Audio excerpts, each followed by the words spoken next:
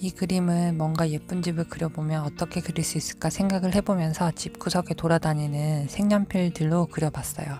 뭔가 따뜻한 느낌이 들었으면 해서 태양을 먼저 그렸고, 그리고 나서 귀여운 느낌이 좋아서 사과집이랑 버섯집을 그렸거든요.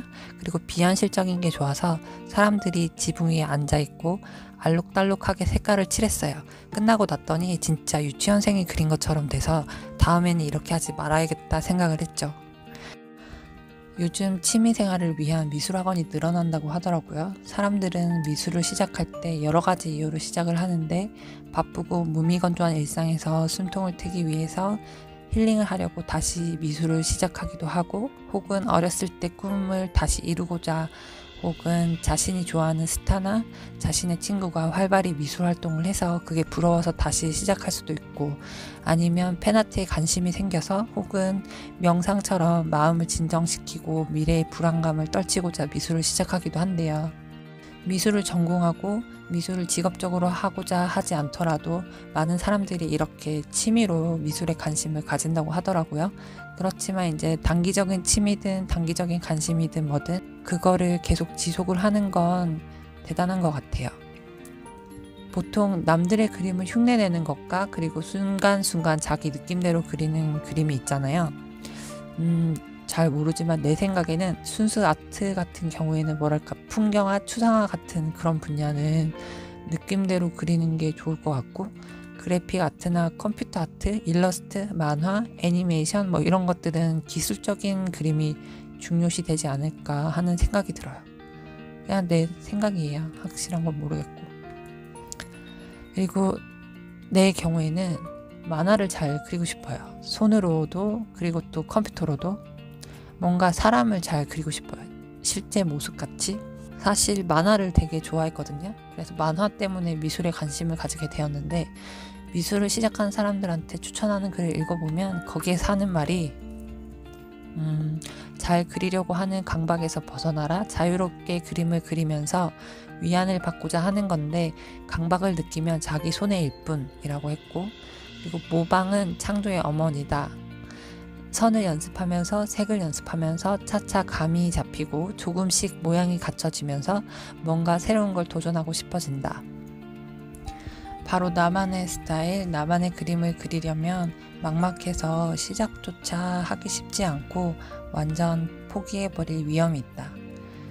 그리고 평상시에 관심도 없던 무언가를 관찰하고 새로운 걸 하면서 연필로 스케치하는 슥싹슥싹 하는 소리에 마음이 진정되고 명상하는 마음이 들면 그보다 큰 힐링이 있을까 싶다 라고 적혀 있더라고요.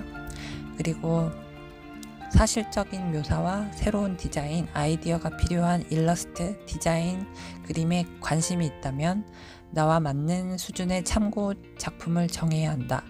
너무 어려운 건 흥미를 잃을 수 있으니 적당히 쉬운 걸로 따라 그려보는 것도 좋다 라고 했고요. 또 만화 그리기를 시작한다면 너무 인체 모습을 그리는 거에 강박을 가져서 스트레스를 받아서 해부 그림을 다 외울 필요 없고 캐릭터 그리기를 먼저 한다. 배우는 과정에서 도형의 이해 과정도 필요하다. 평면적인 만화와 압도적인 공간감을 표현하는 만화들이 있는데 초보는 우선 쉬운 것부터 하자 라고 돼 있었어요. 그리고 또 즐겨 읽는 만화책을 정해서 내가 그리고픈 그림체를 가진 작가의 만화를 틈틈이 한 권을 그려본다.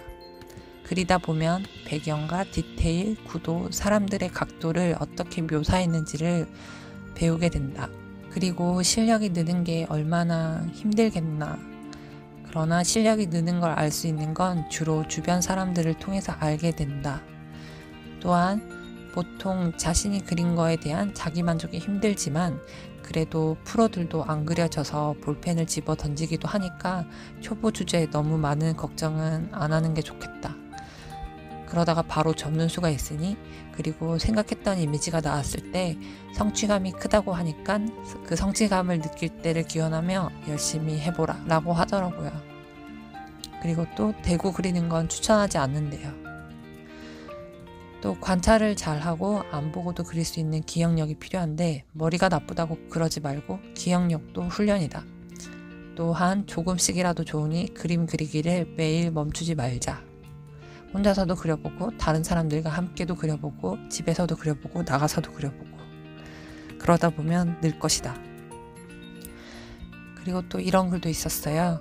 내가 그린 그림이 부끄럽더라도 액자에 넣어서 보관을 하면 집의 분위기를 살릴 수 있고 스캔해서 포트폴리오로 보관하면 추억이 된다. 그리고 인스타나 페이스북으로 사람들에게 자랑하고 소통하는 것도 역시 동기부여가 된다. 기본에 충실하라. 실제적인 걸 먼저 그려보라. 나중에 만화를 그리든 캐릭터를 그리든 실제의 사람, 옷, 빌딩 같은 것들을 그려보면 나중에 도움이 된다. 그리고 가능하면 이것저것 하지 말고 하나에 집중해라. 하나를 잘하게 되면 다른 걸 해도 응용이 되고 다른 것도 잘할 수 있다. 색에도 신경 쓰라. 스케치 라인도 중요하지만 색감도 틈틈이 공부하는 게 필요하다. 그리고 매일 그려라. 바쁜 건 알지만 손이 자동으로 움직일 수 있도록 비디오를 보고 강의를 듣던지 뭐라든 그러나 연습을 하지 않으면 그건 필요가 없다. 그러므로 매일매일 연습하면 좋겠다. 매일 안 하면 다음날 다시 엉망으로 되돌아가 있다. 손이 저절로 움직이도록 연습하면 좋을 것이다. 자기 스타일을 만들고자 애쓰지 말 것, 그리고 레퍼런스를 잘 활용하기. 남을 즐겁게 하기 위해서 그리는 것도 괜찮지만 자기를 즐겁게 하기 위해 그리는 것도 중요하다. 비싼 재료를 사려고 하지 말고 사봤자 필요도 없다. 라고 하더라고요. 아직 크게 와닿는 말은 없는데 우선은 마음 가는 대로 그리고 싶은 걸 그리는 게 좋을 것 같아요. 기대를 많이 안 하고 뭔가를 그려봤는데 시간이 많이 지나서 그림 그리는 게 늘면 스스로 생각할 때 되게 많이 뿌듯할 것 같거든요. 그림뿐 아니라 뭐든 이거 아니면 안 된다 하는 절박함이 없으면 빨리 안 늘 것 같기는 하지만 뭔가를 그리는 일로 스트레스를 받기는 싫거든요. 내가 그린 태양이 약간 문어다리처럼 생기게 됐어요. 원래 의도를 했던 건 아닌데 그러고 나서 포도가 보이고 사과랑 귤이 이렇게 있는데 너무 약간 기대했던 거에 비해서 너무 유치하게 나왔어요. 어쨌거나 피니시 경험이니까 뭐 오늘 이걸로 된 것 같아요.